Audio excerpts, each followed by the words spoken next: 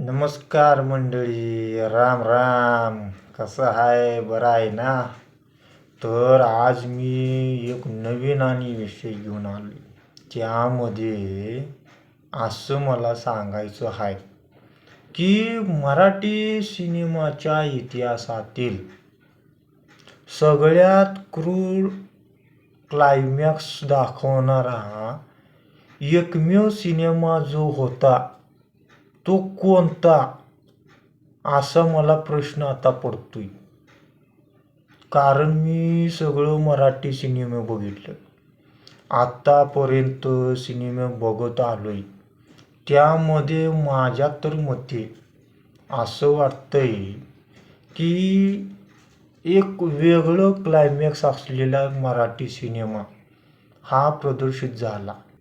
पण तो कोणता हे आता मी तुम्हाला सांगतो. तर तुम्ही त्याआधी काय करायचं आहे, माझ्या व्हिडिओला लाईक आणि सबस्क्राईब करायचा. कारण तुम्ही नवीन असाल व्हिडिओला, मग तुम्ही केलंच नसेल ना, म्हणून सांगतोय. तर आता पुढचं तुम्हाला सांगतो की 2016 मध्ये एक मराठी चित्रपट आला होता. तुम्हाला माहीतच आहे कोणता होता तो. नसेल माहीत तर मी सांगतो ना. मग 2016 मध्ये आलेला सैराट पिक्चर आला होता तो 2016 मध्ये. आणि याचं दिग्दर्शन केलं होतं कुणी, तर नागराज पोपटराव मंजुळे. हे एकमेव असं व्यक्तिमत्व आहे की त्यांनी तो पिक्चर काढला आणि असा गाजला की अक्षरशः आज तागायत जरी कोणी चित्रपट पाहत असेल तर त्यासारखा चित्रपट होणे नाही, माझ्या मते तर आहे. मी आजकाल पिक्चर बघतोय वेगवेगळे. आता परवा दिवशीच एक चित्रपट रिलीज झाला, तो म्हणजे रुबाब. तो पण अशाच पद्धतीचा होता, पण त्याच्यात काहीच कळना. धड सामाजिक पण नाही, प्रेमाबद्दल पण व्यवस्थित काय नाही, असा काय त्याच्यात दाखवण्याचा प्रयत्न केला. पण ह्या चित्रपटाबद्दल असं जे सांगितलंय ते आज तागायत मराठी सिनेमाच्या इतिहासात असं घडलं नव्हतं. तर त्यामुळे सगळ्यांनी त्या चित्रपटानं सगळ्यांची मनं जिंकली आणि सगळ्या प्रेक्षकांना आज तागायत हादरवून टाकलं. त्यामध्ये जातीभेद आणि त्याच्या नावाखाली झालेल्या गुन्ह्याचं चित्रण आणि अत्यंत वास्तववादी आणि हृदयद्रावक अशा पद्धतीनं त्या सिनेमाचं एक वेगळ्या धाटणीचा विषय मांडण्याचा प्रयत्न केला. पण तो प्रयत्न एकदम सक्सेसफुल. कारण सत्य परिस्थिती काय असते ती त्यामध्ये आपल्याला पाहायला भेटतं. पण काही जण काय करतात, नुसती गाणीच ऐकतात. अहो, पण त्या पिक्चरात काय दाखवण्याचा प्रयत्न केला आहे, त्याचा जो सारांश असतो तो तुम्ही समजून घ्या, मग तुम्ही त्याबद्दल बोला. आणि हे असंच आत्ता घडलं ते आता मी तुम्हाला सांगतोय.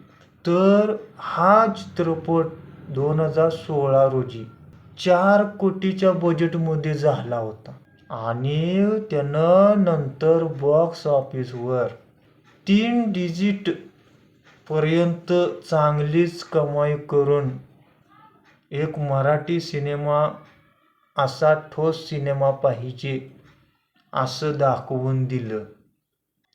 पण यापुढं बॉलिवूडसुद्धा आणि साऊथ इंडियन सिनेमासुद्धा हे सगळं फिक्क सिनेमे.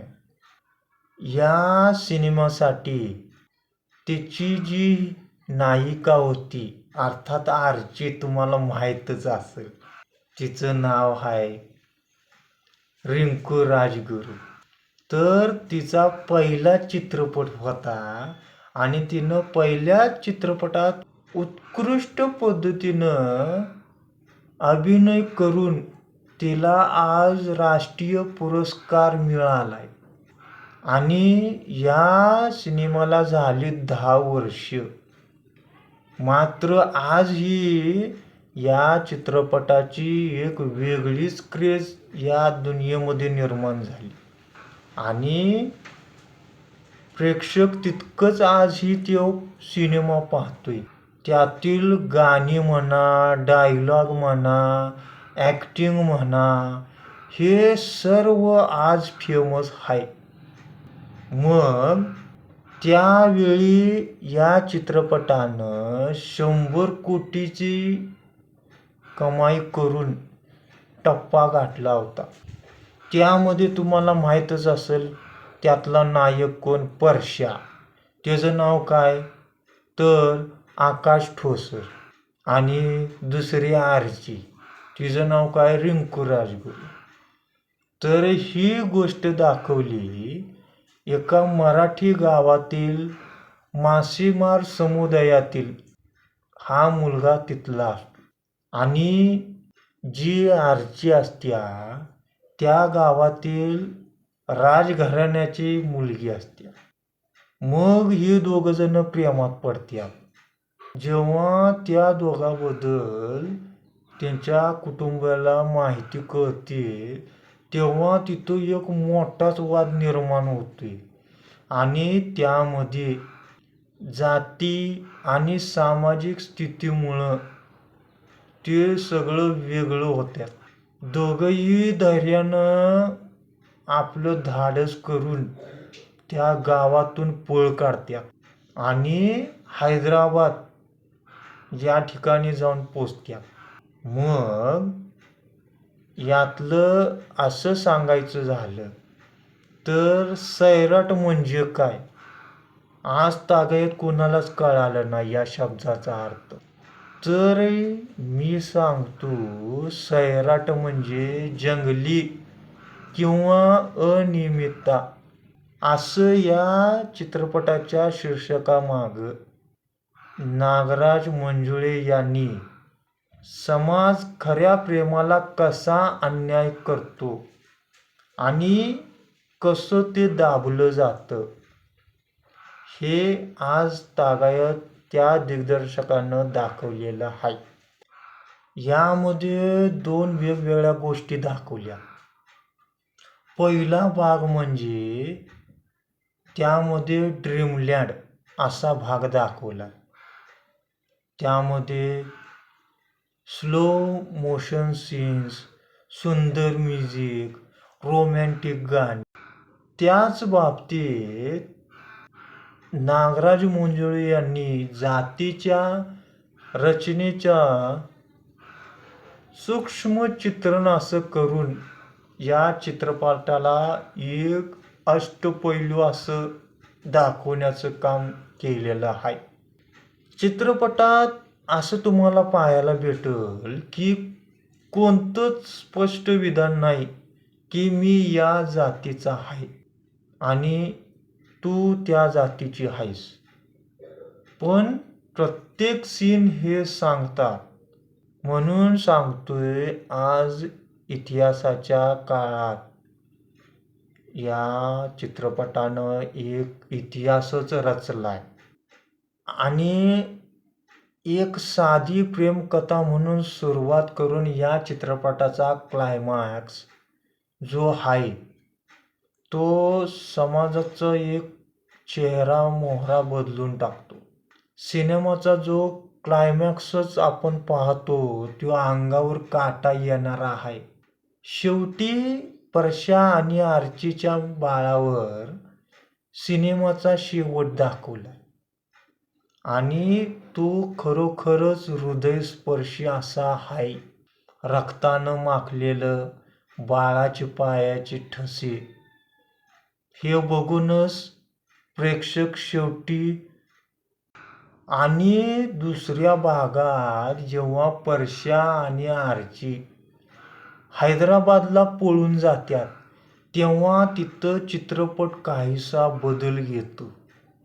ड्रीमलँड सोडून कथा वास्तवाशी जोडली जातं आणि एक श्रीमंत घरातील मुलगी शौचालयाच्या सुविधा नसलेल्या झोपडपट्टीत राहते आणि तिला तिथली भाषा काय कळतच नाही. पण शहरात जगण्यासाठी वेगवेगळ्या पद्धतीने संघर्ष करायला लागतो हे तिला एक वेगळंच वाटतं. असं नागराज मंजुळे यांनी एक सामान्य नायिकासारखी ती नायिका भित्री नाही असं दाखवण्याचा प्रयत्न केला. आणि या चित्रपटात तुम्ही बघितलंच असेल, ती बुलेट चालवते, ट्रॅक्टर चालवते आणि पुरुषांसारखी बोलत असते आणि तिचं जे प्रियकर असतो तो एकदम साधा भोळा घाबरट, पण तीच त्याला घेऊन पळून जाते. आणि नंतर घर सोडल्यानंतर तिचं जे आयुष्याचं जगणं असतं चांगल्या पद्धतीचं, ती गमावल्यानंतर तिला पश्चाताप होऊनही तिचा स्वाभिमान न सोडता ती स्वतः कमवायला जाते. प्रेक्षक शेवटी स्तब्ध राहत्यात, काय सुचतच नाही आणि शेवटी सगळी आश्चर्यचकित होतात. म्हणून या चित्रपटाचं मोठं यश हेच आहे. नागराज मंजुळे यांनी एका शोषित समुदायाचं चित्रण केलेलं आहे. त्यामुळे आपल्याला त्या चित्रपटातील वेदना इतक्या सुंदरपणे पाहायला भेटतात, त्या मनाला लागतात. आणि जाता जाता मी असं म्हणेन, 2016 साली या चित्रपटानं 110 कोटीची कमाई करत नवं रेकॉर्ड आजवर केलंय आणि ते कुठल्या चित्रपटानं मोडलेलं नाही, मराठी.